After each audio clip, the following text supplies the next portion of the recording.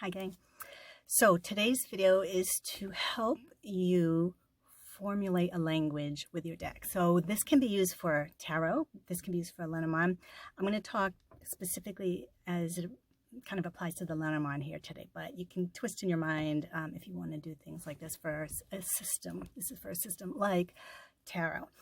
And what I see with people learning, they'll ask a question and they'll put down some cards and they don't even know where to go with the answer. So for example, if someone is learning and they'll ask a question that might say, hey, when will I get this house? Or when will I meet a true partner? Okay. And they'll put down a whole bunch of cards and they like, how do I interpret this? So this technique is kind of experiential. You can use a journal and you can kind of work on paper with this to make sure you're talking the language that your deck is speaking, to make sure you know what it's saying, and to make sure that you're asking questions that you'll be able to interpret, that you're ready to interpret those types of questions. And this will help identify your learning gaps as well. So if you find that a certain type of question, you're prepared to kind of go there with the interpretation, and there might be someone you may have to look deeper to see what those meanings are. That's okay. It's all part of the learning process, right? We're all on this journey of getting broader and broader and better with what we do. So this is a technique where you become the deck, all right? So let's pretend you're a deck and you need to speak to your person. So, and how are you going to do this? Now, these systems, like I'm going to specifically talk about Lenormand here, it has its own language. So you don't want to make up in your head something different, but what if you have to use this established language to talk to your person? You know, what kind of cards are you going to use? So you could feasibly ask a question. So let's say, for example, you're learning to read or you're an intermediate reader and you want to say something like, how does he feel about me? Or how does she feel about me? Okay. So I want you to just write the question down just as you want it asked. Okay. Just write it down. And then what I would like you to do is, what are possible answers it might say? What might you say to a person that's asking you that question? So formulate maybe 3, 4, even 5 different possibilities. If you were going to answer that question for someone, these are some of what the options might be. Okay, so write them down. It might be I'm interested, or he's interested, or there's kind of a dull response, or maybe it's like he's angry, or he's feeling in love, or he's feeling distracted by someone else. Whatever the answers might be, you create these. These are the possibilities, okay?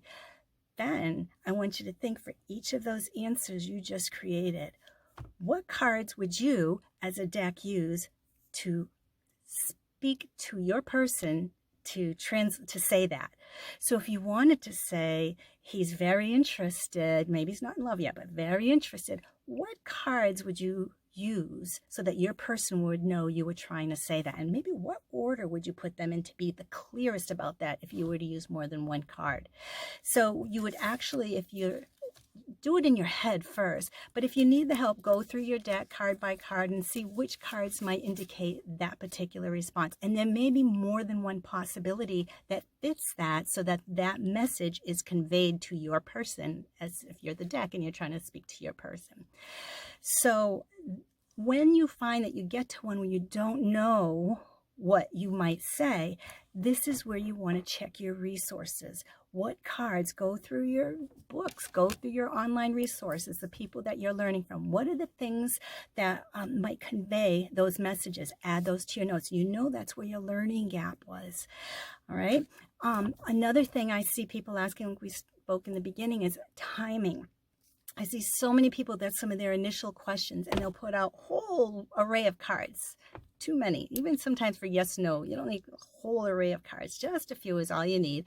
And what I would like you to do is, if you're asking questions about timing, or any question you ask in the beginning, make sure, pretend you're the deck. How would the deck answer your question? And if you already are like, I don't even know how I would answer that question.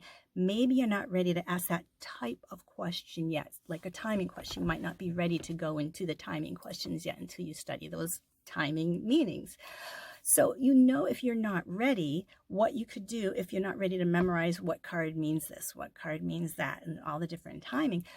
It will teach you how to kind of rephrase. So you either have to learn, so you go back and go to your resources or rephrase. So to rephrase a timing question so it doesn't involve memorizing specific cards for amount of time, you could say something like, switch your question to, and what I'm teaching you here is to ask better questions so that you can understand your cards. That's the whole purpose of this exercise.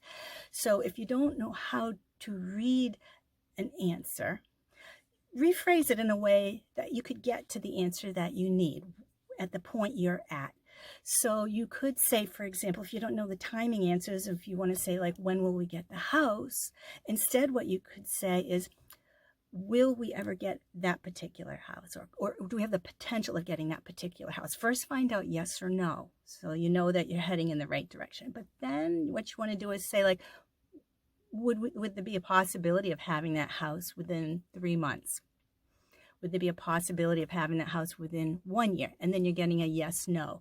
So then it will give you better answers, and it will tell you if you need to extend or pull in that time, and you can keep doing it. If they say 1 year, then you can go in. Well, what about 6 months? Am I really pushing it? Okay, yeah, 6. Okay, so what about 3 months? Is there any possibility? So if you're not sure how to ask timing questions, and you don't have the resources with you, you can rephrase.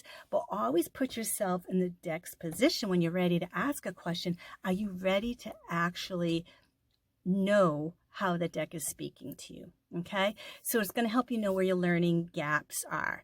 So I kind of challenge you to go through your question repertoire in your head before and pretend you're the deck and saying, all right, how would I tell my person this? Or how would my deck tell me this before you even start drawing the cards? So while you're shuffling and you're asking, how will this job be for me? If you're thinking like, I don't know how I would really understand those cards, think of all the different replies you might get.